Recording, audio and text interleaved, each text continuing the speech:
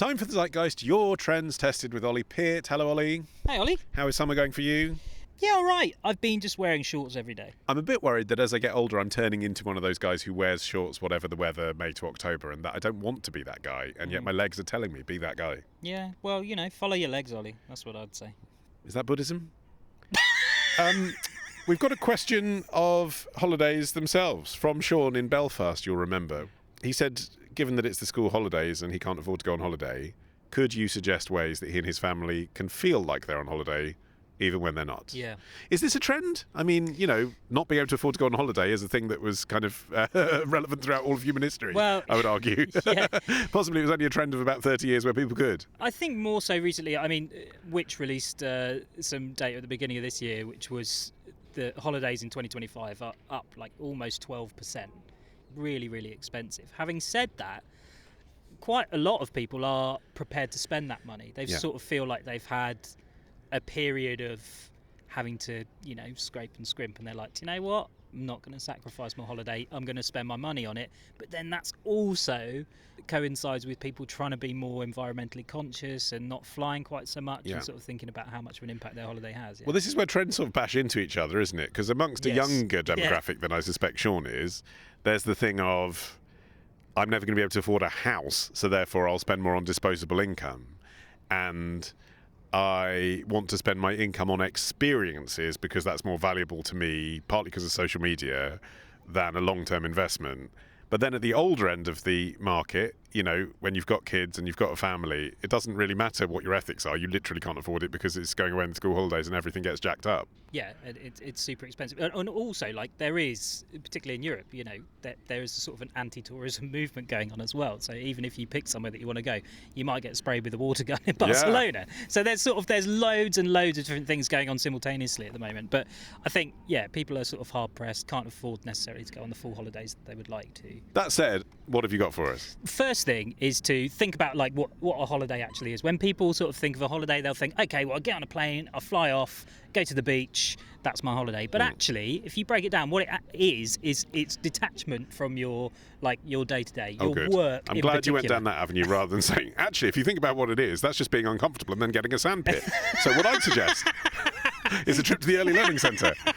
Okay, good. So you need to think about how you can best get some R&R, okay? And there's some really interesting studies about how much and what parts of a holiday help de-stress you, which is a really important part of a holiday. So tip one, right? If you're going to stay at home, the key is to plan.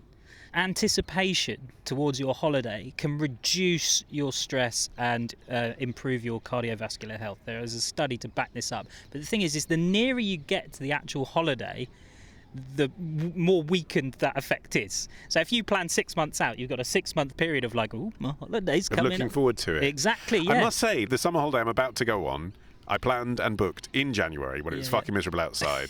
And it is a form of escapism, isn't it? Browsing TripAdvisor and Booking.com is in itself part of the fun. I do agree with that. Yeah, exactly. Yeah, it's just sort of, it's one, it's giving you something to do, and two, it's like, oh yeah, I'm really excited about this. And then it's also fictional money, isn't it? Because it's like you don't pay the balance for 6 months. Yeah, exactly. And then when it comes, it's like, oh well, I made that decision 6 months ago. It's not my problem.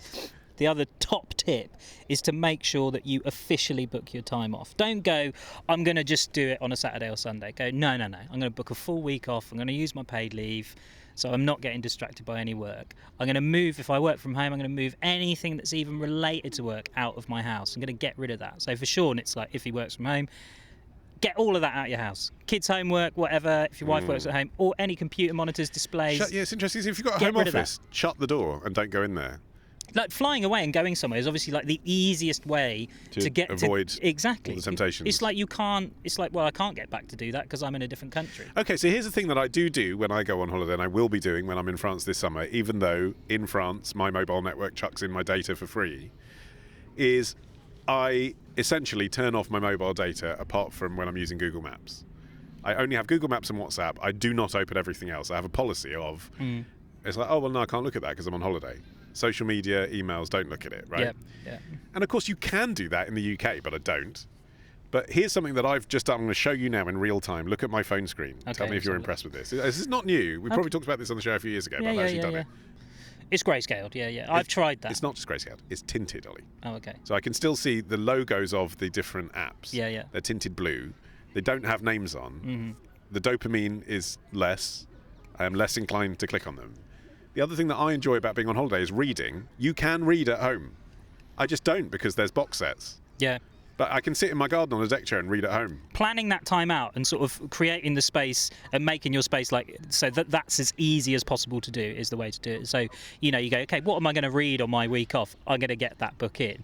And it's creating the space to do it. The other thing... John and Paula love story. The other thing is to make sure that you don't have any errands to run either. So normally you might go and you'd be sort of inclined to go and do a grocery shop or whatever, so you go to the supermarket. No. You got to pre-book all of that stuff. Make sure it turns up. And the other one, and I love this, and this is actually, I'm going to do this, is to book a cleaner. You get a cleaner in. If you don't normally have a cleaner, okay, it's a bit of an expense, but you think about the cost of a holiday. It's like, for your week off, get a cleaner in, like, just a couple of times. To come in, make sure everything's spruced up and nice. You don't have to worry about any of that stuff. Someone's coming in and doing it for you. Yeah.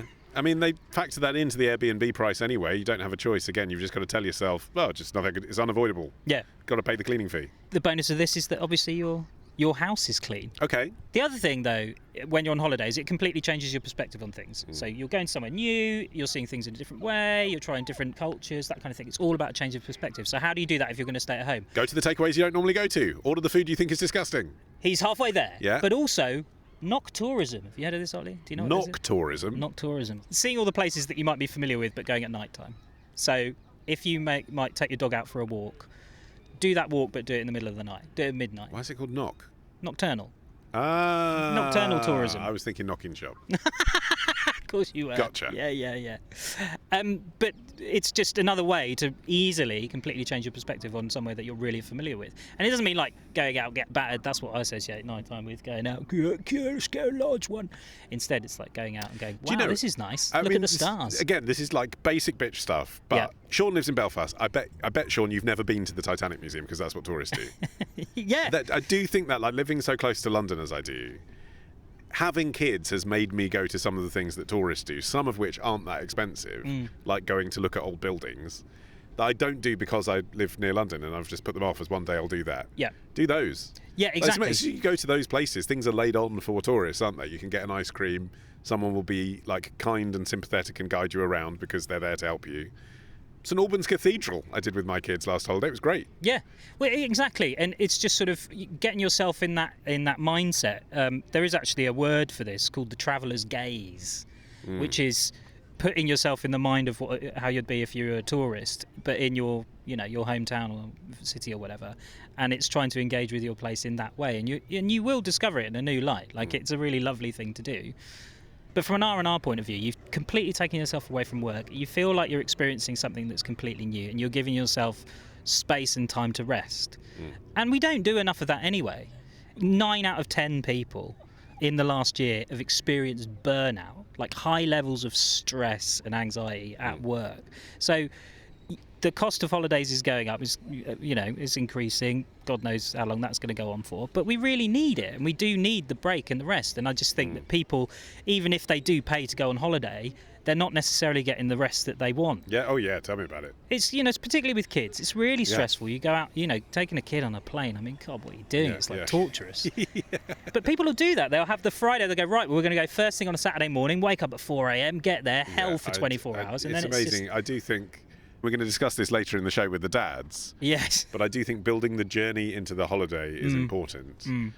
And, I mean, just simple hacks like we're getting a night ferry this year to France. We're arriving in Portsmouth the day before and spending a day in the Grand Hotel Portsmouth. Yeah. We're going to be on holiday, and then we're going to turn up at the night ferry the following day, having had nearly 2 days holiday already. Exactly. And I think we experienced a bit of that on the sleeper train, didn't we? Yeah. And I think you can take, Sort of. Yeah, it wasn't particularly restful. You can get drunk anywhere in a confined space. You can get under the stairs if you're really feeling that way. That's one way to disassociate yourself from Dig a work. ditch in the garden. Bring some vodka with you.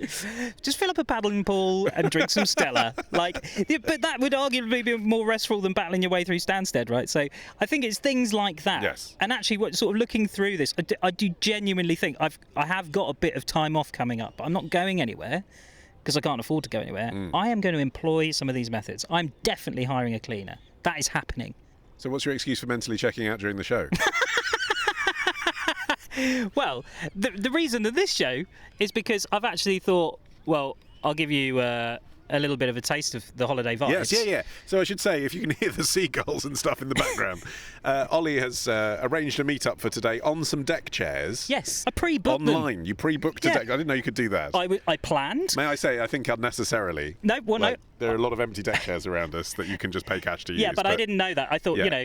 I thought it was going to be a very warm day. I thought people would be like pouring into these deck chairs. But maybe that's my case in point. If locals knew these were here, you can come here. You can hire a deck chair for a couple of hours, just come and sit by the water as we are. It's really, really lovely. And that's the thing same to do. all over the country, isn't it? You can hire a deck chair for, how much was it? £4. Yeah, that's pretty good. Yeah, it's great value, and it's a really nice thing to do. And I got the because I planned it, I pre-planned it. I was anticipating it. I got the excitement. I got the cardiovascular improvements to my health. You got a dopamine rush from this, did you? Yeah, absolutely. Wow. And here I am. Not only that, but I was trying to. I thought we could sample some. Well, I was going to. Please tell me it's sangria. It's not sangria. Oh. I was going to. It's there actually never a nothing trend that for sangria? What I was actually looking for. At least Pimm's, could we pretend? Well, you try something that you wouldn't necessarily try. So I was actually trying to find a strawberries and cream sandwich. Oh, I heard about that. The Marks and Spencer yeah. It was a while ago now, but I was trying to find that. I couldn't find it anywhere. Instead, though, I got us some custard shoe buns. Oh, okay. Again, not a trend. No, I mean, you've just gone to Marks and Spencer's and bought some buns with my money. Yeah, and that's the weakest effort ever. I got to make a zeitgeist trend come to life.